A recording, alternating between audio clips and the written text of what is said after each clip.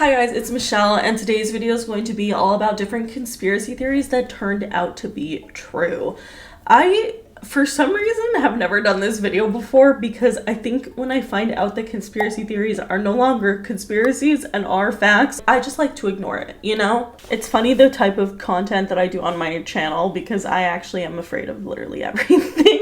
So I don't like when I have to think too hard about things like times that the government really did screw us over, or times that these like once were outlandish conspiracy theories ended up being true. There actually are quite a few different popular conspiracy theories that turned out to be true. For one, I feel like can't do a conspiracy theories that turned out to be true video without mentioning MKUltra. So MKUltra experiments are actually real, which is genuinely terrifying. So the origins of MKUltra started in the Cold War in about 1953. It was basically spurred by paranoia about Soviet mind control techniques. So the CIA wanted to basically develop methods to control individuals for interrogation, espionage, and psychological warfare, which is so crazy to think that this legitimately happened. So the way that this was able to operate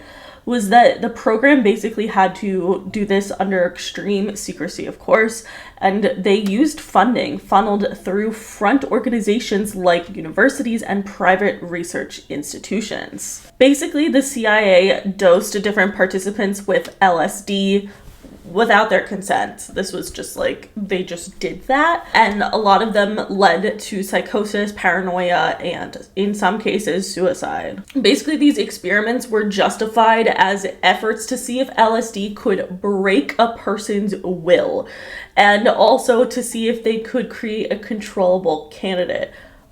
Again, insane. Subjects were also completely tortured. They were exposed to sensory deprivation, forced drugging, electroshock therapy. Honestly, the list goes on. And what was really sad is that there were actually a lot of patients in psychiatric hospitals that were used as test subjects without obviously their prior knowledge. So they basically were kept in drug-induced states for weeks on end. One of the more notable victims is definitely Frank Olson, who was a CIA scientist who died after being dosed with LSD during a retreat. And officially it was deemed a suicide, but a lot of people think there actually was foul play involved. A lot of people claim and believe that the likes of MKUltra is kind of similar to somewhat like the Montauk Project or other different mind control sort of government setups, essentially. And a lot of people think that they were actually using, at least in the Montauk Project, they were using people who had psychic abilities like telekinesis or different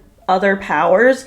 And honestly, that is what the show Stranger Things is based off of. The show is supposed to be called Montauk. Like, it's genuinely based off the Montauk Project, which is a real thing that happened.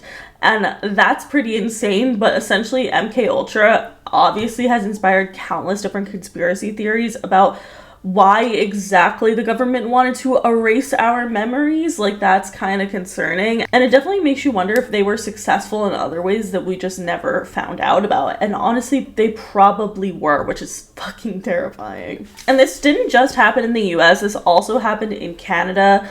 At Montreal's Allen Memorial Institute, patients that were seeking treatment for mental illness were subjected to MKUltra experiments, such as prolonged drug-induced comas and attempts at brainwashing to erase memories. And again, I just think that's terrifying. Like, the fact that the government was doing this, and they weren't really exposed until 1975. So they were doing this for over 20 years. Without anyone knowing. That's concerning. It's concerning to know what they could have found out because many of the records were destroyed, and who knows where all of those documents could actually be. So of course the public outrage definitely led to reforms, but the secrecy surrounding MKUltra has fueled decades of mistrust in the government. And I think that that's completely fair because we have seen over history time and time again of the government lying to us, which is like actually crazy. Thinking of like MKUltra makes me go a little tinfoil hat, I'm not gonna lie,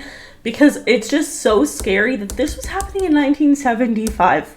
Most of your parents, or maybe even you, were probably alive in 1975. That was when that was discovered or outed. Who knows how much was actually going on, / now they have even more technology. I don't like it. I don't like it one bit. And honestly, in a similar sense, I want to talk about the poisoning of alcohol during the Prohibition era. Hear me out. Maybe the American school system is failing us for a reason. Maybe there is a reason why we are taught certain things and not taught other things, because I was never taught this about the Prohibition era. The only thing I knew about the Prohibition era was that alcohol was illegal, and sometimes people would go underground and try to still have like bars and stuff open or whatever. I didn't know that the government literally poisoned alcohol so that it would kill the people who were trying to go against the Prohibition era. So this was from 1920 to 1933. And the United States enforced Prohibition, which basically banned the manufacture, sale, and transportation of alcoholic beverages. Basically what happened is that the US government intentionally poisoned industrial alcohol so that it could deter just bootleggers and other people for repurposing it and drinking it for liquor. So what that means, industrial alcohols are used for like cleaning purposes, and basically they were legally produced during that time because they're not drinking alcohol. However, these things could be redistilled and refined, and it could make alcohol that was drinkable, and people were doing that and then selling it as liquor. So in response to people illegally creating liquor out of like rubbing alcohol essentially, what the US government decided to do was order the addition of more lethal chemicals such as methanol, formaldehyde, and benzene, and put that into the industrial alcohol, which basically makes it harder to purify and ultimately way more dangerous and literally poisonous for consumption. By 1926, thousands of Americans had been killed from these toxic substances that were instilled into the cleaning products by the US government. And New York City alone saw 1,000 deaths from tainted alcohol in 1926. Public health advocates at the time condemned this policy, basically calling it legalized murder, because essentially that is what it was. And despite the outcry, the government continued this practice for many years because they just framed it as a deterrent from illegal activities. Again, insane. Again, the government's intention here was to scare people away from drinking during the Prohibition. However, instead of curbing this consumption, the policy actually created a public health crisis, and many people accused the government of valuing enforcement of the Prohibition over human lives. Which again, this literally happened. I mean, I don't know. Like, okay, here's the thing. Did I learn this in school? Did you learn it in school? I want to know. I mean, I learned about Prohibition. I didn't know that the government was poisoning the fucking alcohol. That's insane. But I don't know if I could say, I won't say for sure that my school didn't teach me this, but I don't remember it. But that could be because maybe I just wasn't paying attention. I was in high school. Duh. But what had me thinking about this is the parallels to today. So if the government was willing to do that in the 1930s, you have to think they could probably get away with worse things now due to the amount of technology and control and money that they have. And that's concerning to me. Here's where I will go a little tinfoil hat. Obviously, there is a fentanyl crisis everywhere, but it is very bad in America. Like in 2022 alone, 70,000 Americans died from fentanyl overdoses. And most of the time, they're not directly taking the fentanyl. It's actually that their illegal drugs are laced with fentanyl. So, is it that crazy of a conspiracy theory? And I'm not accusing the US government of doing this. I'm just saying allegedly. They were willing to do that in the 1930s. Would it be that insane that they're willing to compromise illegal drugs by putting fentanyl in it to help deter people from doing illegal drugs? Or is that insane? Because I'm just saying, I kind of think that this makes a lot of sense. Kind of interesting to me that this could be a potential government type of setup again, like they did in the Prohibition times. Because again, clearly they had absolutely no regard for human lives. What makes you think that now the US government kind of has regard for human lives? Like, I just feel like things like that get worse over time, not usually better. And so in the 1930s and even in the 70s with the MKUltra stuff, I don't think that it is that crazy of a conspiracy theory to think that the US government could be putting these harmful drugs in other illegal substances to deter people away from doing drugs. And again, obviously it's not working, just like it didn't work in the 1930s. Like, people are going to do what they're going to do.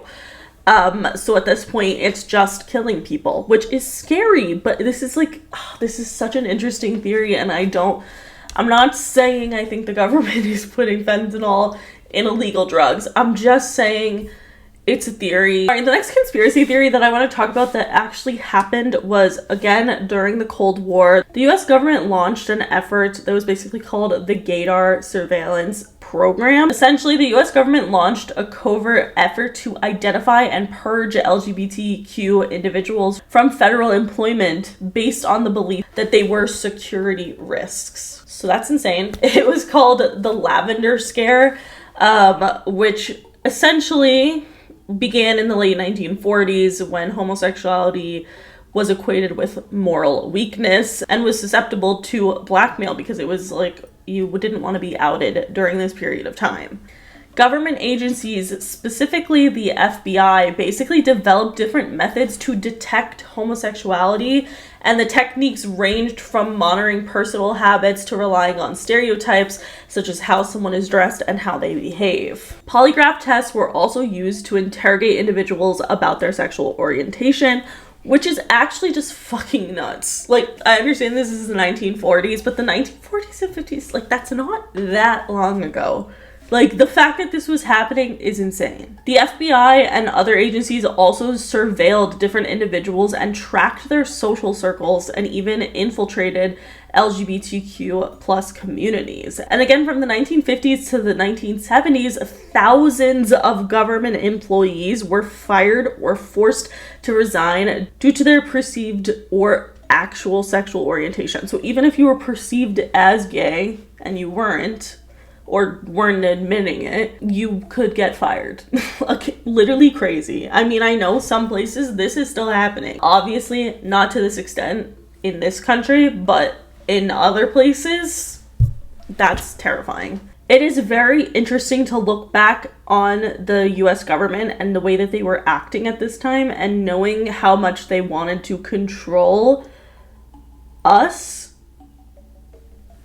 I don't know how anything could be less scary than that. Like, that's actually fucking terrifying. Speaking of terrifying things, I think everything that's going on with P. Diddy opens a lot of doors for some really, really dark conspiracy theories. So I want to talk about P. Diddy in a second, but I want to talk first about Jeffrey Epstein, because I think that this is a very important conspiracy theory to talk about, because this is real shit that was happening. This isn't theories. This is actually turned out to be true. Especially when you see that obviously Jeffrey Epstein is connected to everything we see going down with P. Diddy at the moment.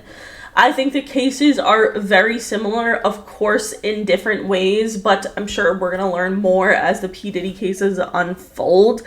But regardless, to run something like what Jeffrey Epstein was doing and what Diddy was doing, you're not doing that alone. You're not doing that alone. There are a lot of people here that are involved that you probably know. You probably listen to their music or watch their movies, whatever. That's fucking scary. Like, that's actually scary as hell when you think about it. The amount of high-profile names that were connected to Jeffrey Epstein are not limited to, but include Prince Andrew, Bill Clinton, Donald Trump, very numerous famous celebrities. And again, a lot of them have denied involvement in the nefarious things, but there's evidence such as flight logs and testimonies from survivors that pointed out to disturbing connections. And I feel like the interesting thing here is no matter where you lie, because I think both political parties tried to kind of take the whole Jeffrey Epstein thing and use it towards whatever narrative they're trying to spew.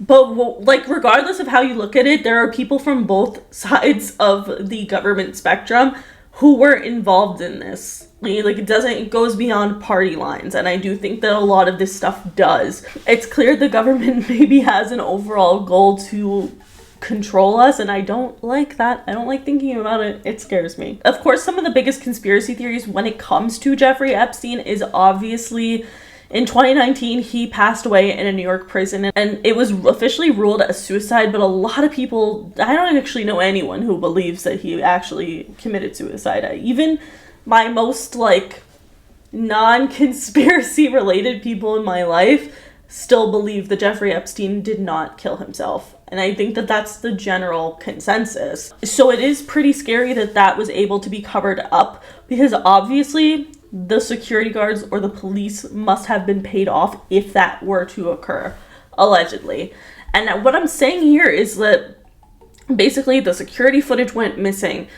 Guards allegedly fell asleep. And again, Jeffrey Epstein was reportedly expressing fears for his life because he was going to talk. There was a lot of people that he was going to expose. And instead of having him be able to expose these people, he was just taken care of. He literally just was killed off, which is nuts. Because it'd be one thing if he wasn't in jail and someone just murdered him. But the fact that this man was behind bars in a New York prison and was still able to be killed is kind of fucking insane. Like, actually, if you think about that, that is so scary. And when you make the connection from Sean Diddy Combs to Jeffrey Epstein, there's just obviously very disturbing parallels that are there. Like, without shadow of a doubt, they're there. They're women who are accusing Diddy of abuse and human trafficking, exploitation, and just creating different very nefarious, scary environments. And much like Jeffrey Epstein, Diddy allegedly used his wealth and his power to get people to stay silent. And it worked for many years. That is why I don't understand why people are, like, not shocked, because it is shocking, obviously, but, like, so, like, there's no way that Diddy would, like, did all of this, because how could he do that with no one knowing? We know that Jeffrey Epstein did the same fucking thing, like, for years without anyone knowing. Decades without anyone knowing. So to think that there's no way that this stuff could be happening in the world is just naive. Unfortunately, obviously some terrible shit is happening. And again, Diddy's accusations began to raise questions about power dynamics in our government and in the entertainment industry. And I think it's a really good point to point out, because I think it coincides with many different true crime cases. For example, Tupac and Biggie. Pretty sure we all know who killed them. Yet, no one is in jail for that. O.J. Simpson, that's another good fucking question. The list goes on. Honestly, I think JonBenet Ramsey's case, the fact that it's unsolved could have to do with the fact that the Boulder police is corrupt. And I think that is fucking terrifying, because that's on a smaller scale. I mean, obviously JonBenet Ramsey was a huge case, but that is a local, like, police department getting rid of documents, losing things, whatever. When you bring it to a big scale, like someone like P. Diddy being able to keep this hidden for so long, it's like, obviously there were people on the inside of either the government, the law enforcement, whatever you want to call it, that were participating or knew about this and were being paid off. And that's fucking terrifying. Like, actually so scary. It definitely makes you wonder, like, what other celebrities not only are involved, but are there any other huge celebrities that are like Epstein and Diddy, and they're kind of like the ringleaders for this entire thing? Or is it something that's perpetually happening in Hollywood or in, like, any kind of elite category? And this exploitation is occurring regardless of who is, like, the front man of it, who's the fall guy. Like, what if Jeffrey Epstein and Diddy are just scraping the surface of the darker shit that was going on? Because obviously, again, we know that these people were not doing that alone. They were not having these lavish parties and social gatherings to exploit young children for no one. They were doing that for other people. Where are those other people? That's scary. And I do think that some of them are being protected. I don't know. I just feel like Jeffrey Epstein's death really did perpetuate that this theory is true, that there are people hiding what's happening and they are involved in a higher up sense. And I don't like that. I don't like to think about that. It's pretty fucking scary because of course there's nothing we can do about it, and it's just I don't like it. But like, obviously, if Jeffrey Epstein, like, let's just say that conspiracy theory is true and he was murdered because people didn't want him to continue talking and releasing names, how was he able to just be murdered in a prison and nobody's looking into it, nobody's worried about it? It just happened. Like, he died, suicide, done. That's so scary. And like, just based on history of all of these things that are true, like, these are conspiracy theories that turned out to be true. It makes you wonder how down the line, like 50 years from now, we're gonna look back on different conspiracy theories that we talked about and find out that they were true at some point. And that's so freaky. I don't like it. I don't want to think about it, but it's true. It just scares me how much wealth and power is able to cover things up. I've always said that freaks me out, but I really truly believe you can kind of get away with anything if you have the right dollar amount on it, and that's scary. Like, it shouldn't be like that, but it is. And it's like, what are we supposed to do? Nothing. Like, there is nothing. I feel like Jeffrey Epstein, P. Diddy, Harvey Weinstein, R. Kelly, all these people are kind of just the tip of the iceberg here. I think we're only scratching the surface. I don't know what's to come or when, but I'm sure we're going to learn a lot more from P. Diddy's trial, which is in May of 2025. And honestly, I actually just can't think about this anymore because I'm going to get freaked out. So that is it for today's video. If you guys liked it, please give it a big thumbs up. Let me know in the comments below if you have any other conspiracy theories that turned out to be true. I want to hear them in the comments. These are just some of the ones I'm talking about today. So let us know and we'll gab in the comments below. But that is it. Make sure you follow me on Twitter, TikTok, and Instagram, and subscribe for new videos every week. And I'll see you guys later. Bye.